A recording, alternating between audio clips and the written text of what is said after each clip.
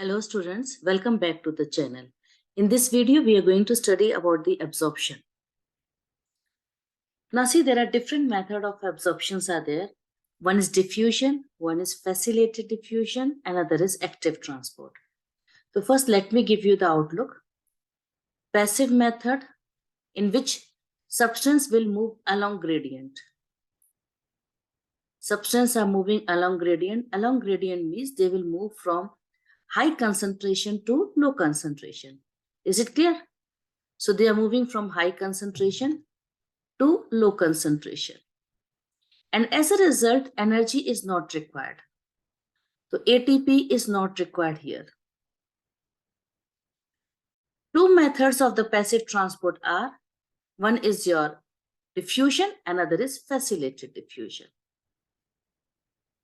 So one method is diffusion, another is facilitated diffusion.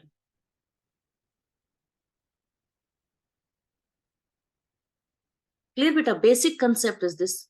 Now second is active transport. The active transport is the one in which the substance move against gradient. Substance move against gradient. Against gradient means they are moving from low concentration to high concentration. They move from low concentration to high concentration. As a result, energy is used.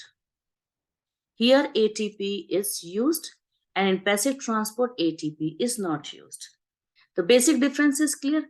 Now see the substance which has to be absorbed. They are monomers. Carbohydrates monomer is glucose. Protein monomer amino acid. Okay. And fatty acid glycerol. So now you see carefully. Small amount of monosaccharide like glucose, amino acid, and some electrolyte like chlorine is absorbed by simple diffusion. So if you see here, we can write it. Diffusion for what they are telling it? Glucose, amino acid, and chlorine ions. Clear, beta? This much is clear. Now next, some substance like glucose and amino acid are absorbed with the help of carrier protein, and this is known as facilitated diffusion. The facilitated diffusion means in which the carrier protein is used, though it is diffusion only, but with the help of carrier protein. So what are the examples of facilitated diffusion NCERT is giving us? Facilitated diffusion is done by glucose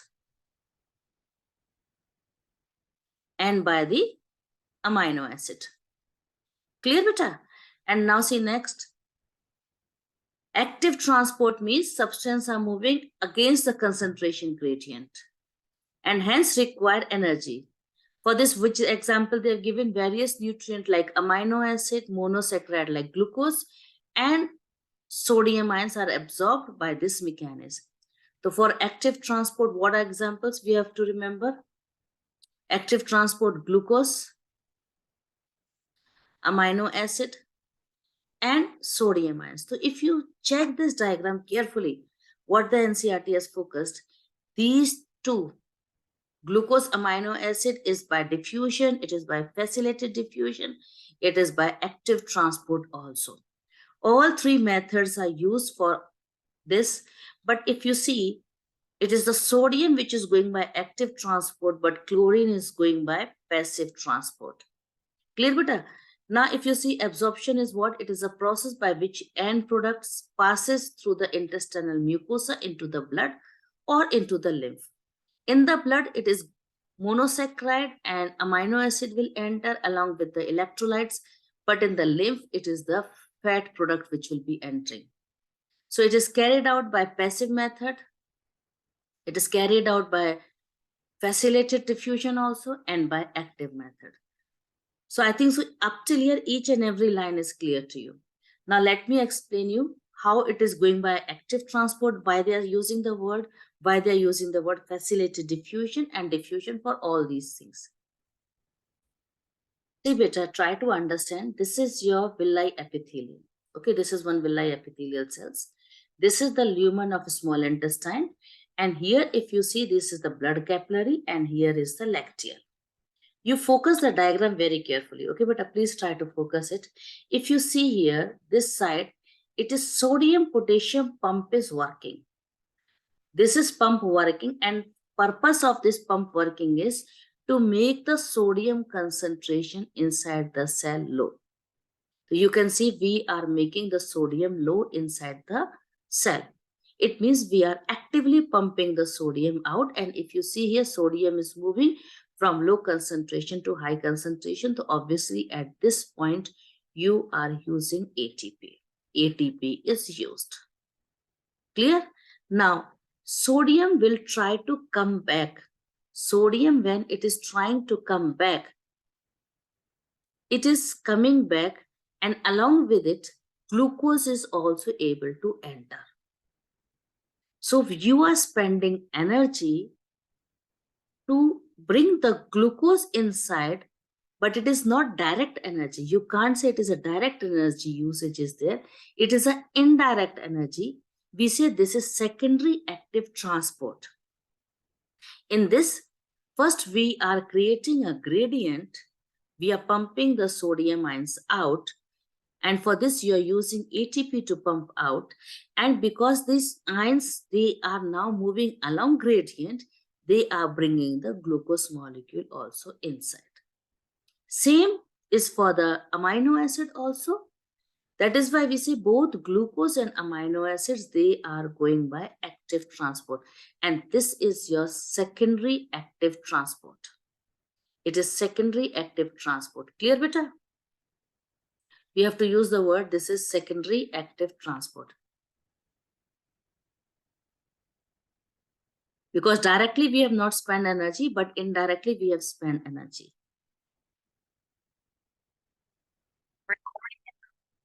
Now see beta, for carbohydrate absorption, you can see here, this is the pump working. You can see I'm putting the tick mark. Here the pump is working, because of which the sodium concentration inside the cell will be low. The sodium is coming down the concentration gradient, and along with it, it is bringing glucose or galactose also inside. Okay, so here you are saying secondary active transport is done. Now, glucose, galactose, or fructose, they are here going for facilitated diffusion. Here we say it is facilitated diffusion. So different types of the glut are used. This we have studied in the biomolecule. Glut are the one which enables the glucose transport inside the cell. Is it clear? So here facilitated diffusion, here you are saying active transport is there. And after this, entering inside the blood capillary is by simple diffusion. That is why we say small monosaccharides and amino acids are going by simple diffusion in the blood capillaries. Clear? But here the blood capillaries, they are entering. Same with the amino acid also. With the amino acid, again, you are spending energy to create the concentration gradient. When the sodium is coming in, it is bringing the amino acid. So here you are using the energy. And after this, here it is a facilitated diffusion is going on. And here it is a simple diffusion is coming.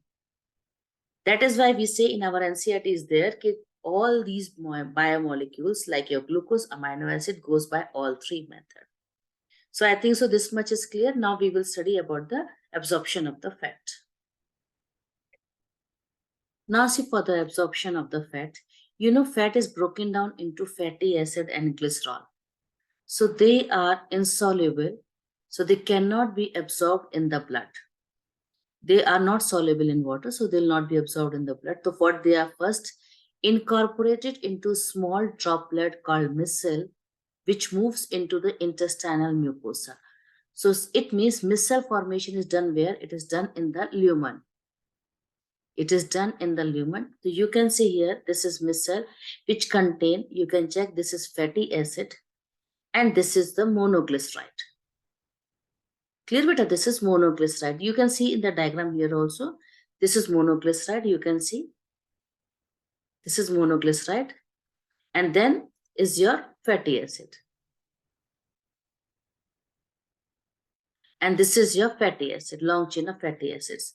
So first of all, they are not soluble in water and they are lipid soluble. So they will be taken by a process of simple diffusion. Through the microvilli, they are taken inside. And inside the cell is there obviously endoplasmic reticulum. So on the SER, smooth endoplasmic reticulum, it is made again into triglyceride. So these are reformed into very small protein coated fat.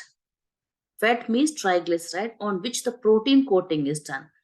You can see in this diagram, I'm labeling it with this color. Try to highlight it. This one with a green color, I'm using it. This is protein coated fat. Okay. And this is known as now chylomicron. So if they ask you a question, where is chylomicron made? So you will say it is in the mucosa cell, intestinal mucosa. It is made in the intestinal mucosa. And where is micelle formation is done? Micelle formation is done in the intestinal lumen. Clear, beta? One is in the intestinal lumen, one is inside the cell. After this, what is going to happen? If you see, it is given to the lacteal. It is given to the lacteal. So which are transported into the lymph vessel, and the largest lymph vessel, the one which is coming in the villi, that is known as lacteal, it is given to the lacteal. The lymph vessel will ultimately release the absorbed substance into the bloodstream. So this is the absorption of the fat. First of all, they are making micelle. Micelle is made in the lumen, and then it is given to the cell. Inside the cell, they are making a fat which is coated with the protein known as chylomicron, which is taken by the blood capillary. Taken by the lacteal. Now see beta, absorption of substance takes place in different part of the alimentary canal. It will be in the mouth. Which things are absorbed? Drugs, which are coming in contact with the mucosa of the mouth and the lower side of the tongue. They are absorbed into the blood capillaries. In the stomach also, it is the absorption of the water. And in the summary, we studied medicine also. Simple sugar and alcohol. So here you have to focus this area, simple sugar. Now in the small intestine, which is the principal organ for absorption of nutrient, here the digestion is completed, and final product of digestion like glucose, fructose, fatty acid, glycerol, amino acid are absorbed through the mucosa either into the blood or in the lymph. We have already studied it is a fat which will be given to the lymph. Large intestine, absorption of water, mineral, and drug takes place. So you have to remember drug is coming here and it is coming in this page also. Okay. Medicine is given in the summary in the stomach area. So it is occurring here in everywhere. And absorption of water is by osmosis. Okay, beta, absorption of water, please remember it is by osmosis. Wherever the water absorption is there, it is by osmosis. So the absorbed substance, they are finally reaching the tissue, which will use them for their activities. And when this process is going on, we say it is an assimilation. So assimilation means usage of the nutrient which is reaching to the tissues. Waste solidify into the fecal matter in the rectum where it is temporarily stored. After this, it will initiate a neural reflex, causing an urge for defecation and the removal of the fecal matter to outside. It's through the anal opening. That process is known as defecation. It is a voluntary process and is carried out by mass peristaltic movement.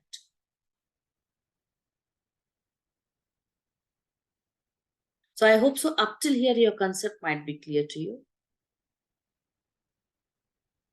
See, this is the summary of the chapter in a short form.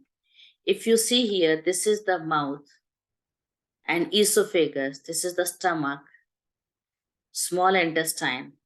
Then comes colon, rectum, and finally anus. The food and water entering. Digestion is going on in the duodenum part. From there, the absorption will start. Okay, absorption will be going on. And if you see carefully, whatever is absorbed is first given to the liver. See the diagram, it will help you to learn better. Absorption first giving to the liver through that vein is known as hepatic portal vein. Hepatic portal vein. Is it clear? And from here, it will be then given to the heart. This is known as hepatic vein. This is hepatic vein, and then blood flow, and again, this is the way it's going on. After, and the waste, which is rectum, is storing the fecal matter, and finally defecation is done. So if you see summary of this chapter is this diagram, it will be very easy for you to learn it. One more diagram, let me show you. See here, one more diagram. You can check it here also. So you can see here, this is the stomach. And if you see from the stomach and from the intestine, duodenum part, ileum, whatever, these are the blood capillaries which are carrying the nutrient, and finally hepatic portal vein is first entering into the liver. So liver is a place where first all the nutrient will be reached, and then liver will keep the blood glucose level, extra glucose will convert into glycogen, extra fat will be converted into fat, and extra amino acid will be deaminated here. And then through the hepatic vein, it is entering into the heart. Clear, beta? This much is clear? So I hope so in this video, what we discuss, absorption of the nutrient, this topic might be easy for you. Once again, let us finalize it completely. Absorption of the carbohydrate, glucose, amino acid is done by diffusion, facilitated diffusion, and by active transport. Absorption of the water is by osmosis. Sodium ions is by active transport, and chlorine is by passive transport. So I hope so this topic is easy for you now. Thanks for watching.